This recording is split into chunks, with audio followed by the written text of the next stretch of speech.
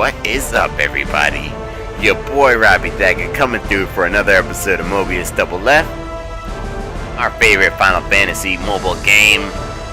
And I'll be your humble host through this adventure. This time I want to talk kind of specifically about the anniversary, part 1 and 2, especially now that the lightning event is back. I just want to, this is like going to be kind of a PSA, just want to talk about this so that we can say we talked about it for sure, so that no one's kind of missing out. So the reason I wanted to talk about this was because there are a couple of cards that are pretty good that you don't want to forget about. You don't want to like, oh, you know, new event, let's move on, you know what I'm saying? There's some good cards that you may want to farm out from the first part of the anniversary map. First of all, I have this here as an example.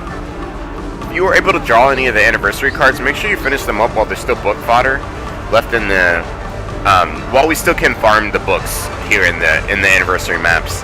So make sure you finish those up. This is my last one left, so I still have work to do. I started the new map, but I'm actually going to come back and finish the anniversary first before I move on. Also, there's some kind of bigger things. I want to talk about the Pupu Cards first, because this was kind of a big deal. It's kind of less of a big deal now that we're starting to get some AoE debuffs out there. But these are still pretty good. There's still a couple of these that I would still recommend. I would still kind of recommend that you get, as far as debuffs go. When you're, and as you guys know, when you're playing tanks, the debuffs are king. Bring your debuffs, bring a taunt, and you're good to go. Just starting from the top, Moogle Cursega, there's nothing else in this game that does Cursega yet. So, definitely pick this one up. Cursega will reduce enemy magic, so it's good to have. It can definitely help you mitigate some damage as a tank. The Moogle bioga is one of the ones I kind of would recommend you maybe skip, just because, like, save this one for last, because there is a better version of bioga that is available through pulling. So you might get that, and then that would make this card completely useless right here. So, you know, you may not want to level up the Moogle bioga and but the cursega for sure. The other thing before I forget to mention, the same spot where you can farm the Moogle cursega and so the same spot where you can farm Moogle cursega, you can farm fodder for curse there. I actually leveled up curse fodder there. Same thing with the Moogle bioga fodder. You can actually level up bio on that same spot. So it's definitely worth it to do if you don't have those single target abilities leveled up, just to have them leveled up. It's free fodder, you guys. You don't want to pass that up. Just moving on a little bit. See, these three abilities are still pretty good right here.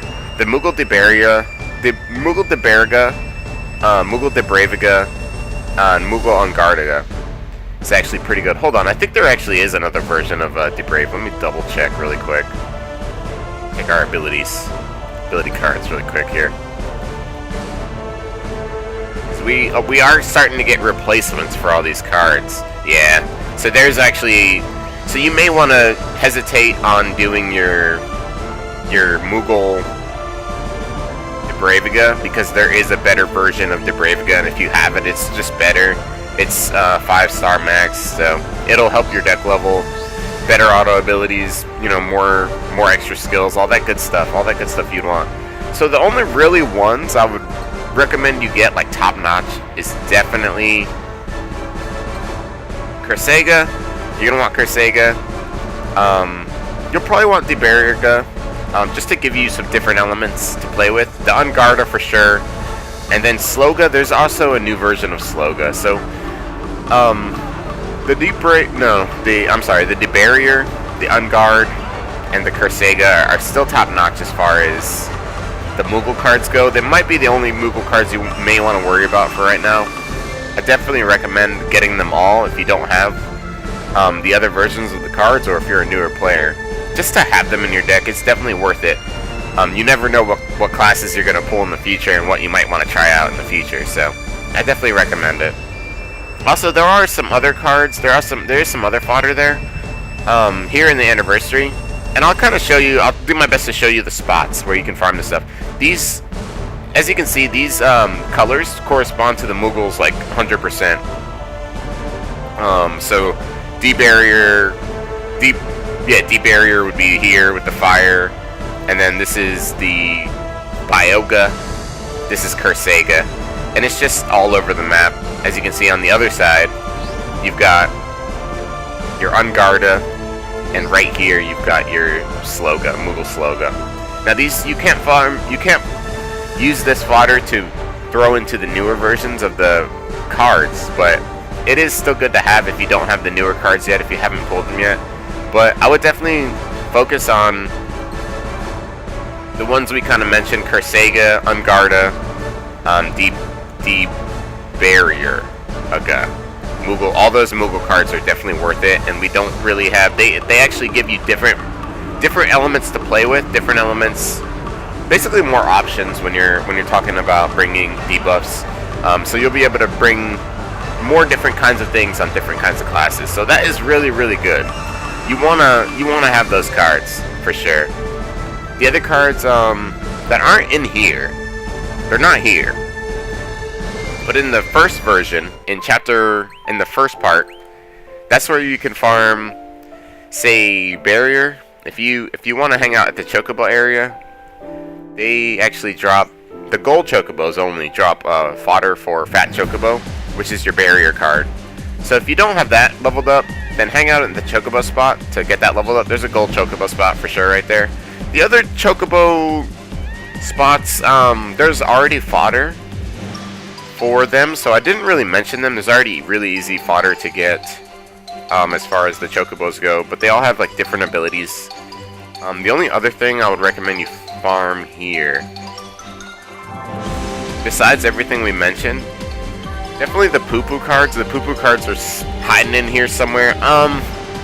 We kind of have to talk about the Pupu Cards a little bit, just because we're starting to get really good replacements for them. So I don't recommend you go too crazy trying to max out all your Pupu Cards. Unless you don't have any kind of N status cards where it gives you like an elemental, then you may want to have them, at least to have them. Because there's honestly no other way to get them besides the Pupu event, which we've already seen twice, so we may not ever see it again, and the anniversary event. But what I would recommend you farm here for sure is your light and dark force cards, which the UFO bosses. So this spot right here, Pupu Showdown, we'll give those to you all the time. And if you're looking for books, if you still need the books, any boss area, any boss battle in this spot will give you the books. So definitely lots of stuff to farm. Definitely get things finished up. I know it's not as exciting with the new lightning stuff coming out and all that. I wish you guys the best of luck if you're doing your pulls on that, all that good stuff, man. I wish you guys the very best. But I just wanted to just stop by real quick and drop a little bit of knowledge for you. For anybody who's like wondering if there's anything worth farming here at the anniversary, there definitely is. Try to get the map finished, and definitely get this map finished before you work on the new lightning stuff, because the lightning stuff is going to be with us till October 29th, and the anniversary part 1 and 2 both end September 24th, so that's actually coming up at the end of the month. So you still have tons of time, so glad I was able to drop this video for you guys. If you have any questions, please drop a comment down below, or I'll leave links to the Discord, the Dreamer Society Discord. You can join my Discord, and if you have any questions in there, or you know, need anything, that's like one of the best places ever to ask questions and get some real-time answers right back at you. Also, daily streams Monday through Friday on Twitch, usually starting around 12 p.m. Eastern Standard Time, sometimes a little later. It's been a little later lately just because been waking up to work on stuff, but I'll see you guys there. I'll see you guys for the streams. I'll see you guys in the next vid. If you guys need anything, you know where to find me. Good luck to you. Catch you on the next one. Oh, before I go, one last thing. There's a weapon in your anniversary part 1 and 2. Almost forgot to mention that. Muramasa X. You want that finished. Do not, I repeat, do not, please don't leave that thing behind. You will regret it, I promise. I promise you you're going to regret it if you don't finish it. Let me just show it to you just in case you don't know what I'm talking about at all. Let's just throw a ranger in here. But yeah, you want to have this weapon finished. It's going to be one of the best single player weapons, and also one of the best weapons for if you run a healer on a Ranger, which is like Bard and Dancer. So you're gonna want this weapon finished. The Muramasa X. Prismatic Draw, Prismatic Return, which is basically Reunion, and Life Draw 30. It's a very good weapon for healers. It's very good for single player. You're gonna want it. Do not let it slip away from you. Finish the anniversary, all those cards, all that stuff, and then I'll see you. I'll see you guys in the Discord, and I'll see you guys live. Catch you later. See you soon. Best of luck to you guys.